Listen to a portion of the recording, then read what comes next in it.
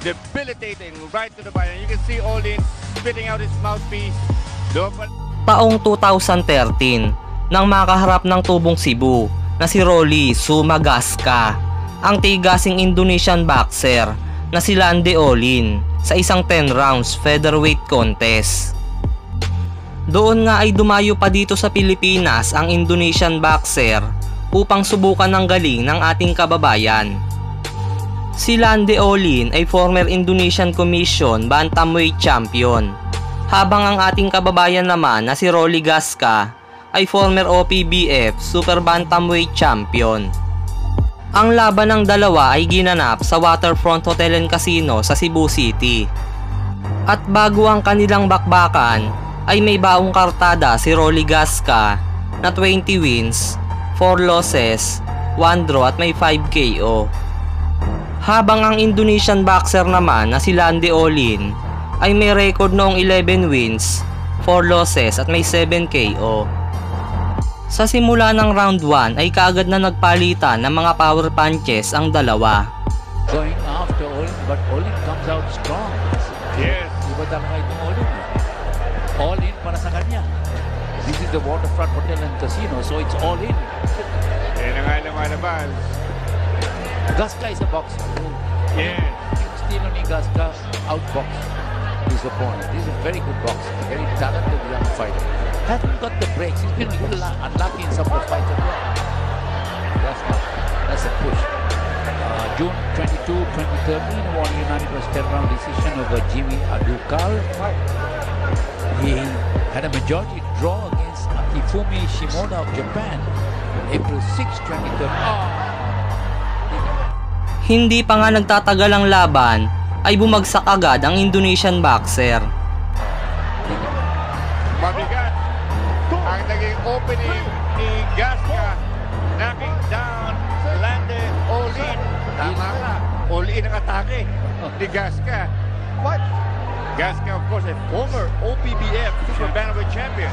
See, yung problema ni Olin, he is throwing punches wildly and he gets tagged with a good counter from Gaska. Inactive kasi ito si Olin, ano? Medyo a lot of ring rust. Oh, he's staggered again. Kasi I think he's fought only once in the last year and a half. That's why may konting problema rin sa timbang. Yeah, he was Olin, he struggled making the weight. Yeah, he was 3 pounds over the weight limit. Gaska going after Olin. He wants to win impressively, but Olin is fighting back. Gaska missed completely. Very wild shootout in this opening round. Pagkita ni Rolly Gaska at Lande Olin. Gaska already with a knockdown. Alam mo, he's more of a boxer, pero itong si Gaska medyo be aggressive a little. Tama. Para medyo mapansin talaga. Muli na naman bumagsak sa round 1 si Lande Olin matapos itong tamaan ng uppercut ni Gaska. Right uppercut. Olin shaking his head. Lande Olin. Will he make the count? No, he gets up. He makes the count. He's all right. Ganyan naman talaga ang estratehiya, no? 10 count yan eh, 1 to 10. So, bakit ka tatayo ng mabilis? Right to the body by Gaska. Alam niyang inactive, alam na may problema sa timbang. Ina-target ni Gaska ang bodega. Good body shot, but Gaska came back with the left hook. Lande Olin is, para sa kanya, it's now or never. Time is no longer on the side. Hope for the best. Wild punch. He jumped into the right. Alam mo, it's time ni Olin, may pagka-reggae. Good left by Gaska. Oh, good exchange. That was the bell end of round number 1. Sa round number 1, Gaska. Right straight. Parang off-balance si Olin din. Pero right straight, maganda yung timing ni Gaska. Yung left, pagkatapos uppercut. At nakita mo, covering na itong si Olin. No choice but to go down to number 2, Super Bantamweight. Alyas ZUMA Gaska versus Lande Olin ng Indonesia. Gaska in the red flag. Alam mo, mukhang may balance issues. Yeah, tama. Itong si Ole ng Indonesia. Again, point down.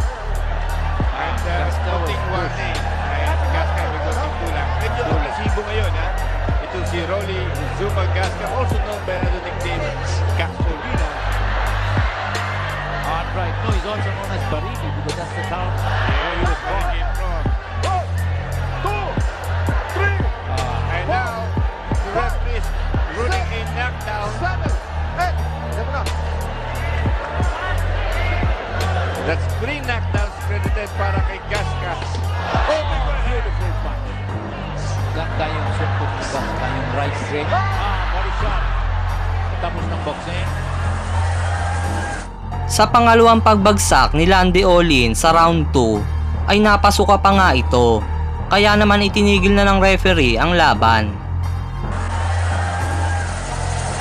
What a smash win.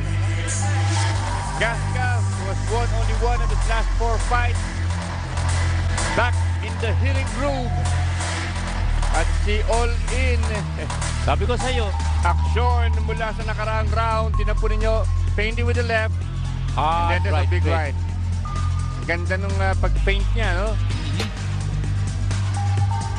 And there's the right to the body. The one that ended it all for All In. A debilitating right to the body. You can see All In spitting out his mouthpiece. Doon pa lang, alam nyo na, tapos na ang boxing. And let's turn you over to Ted Lerner for the announcement of the winner. Oh, ladies and gentlemen, referee Teddy Alivio waves off the bout.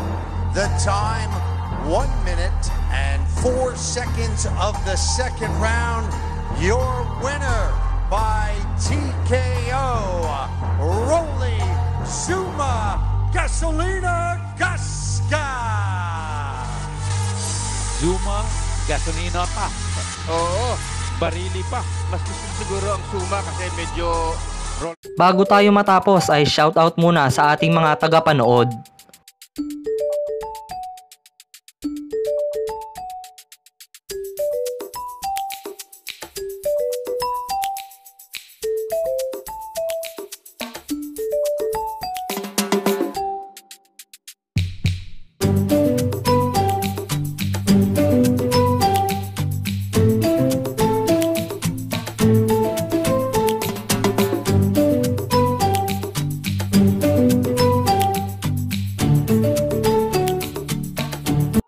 Hanggang dito na lang mga boss. Sana nagustuhan nyo ang ating video. Salamat sa panonood.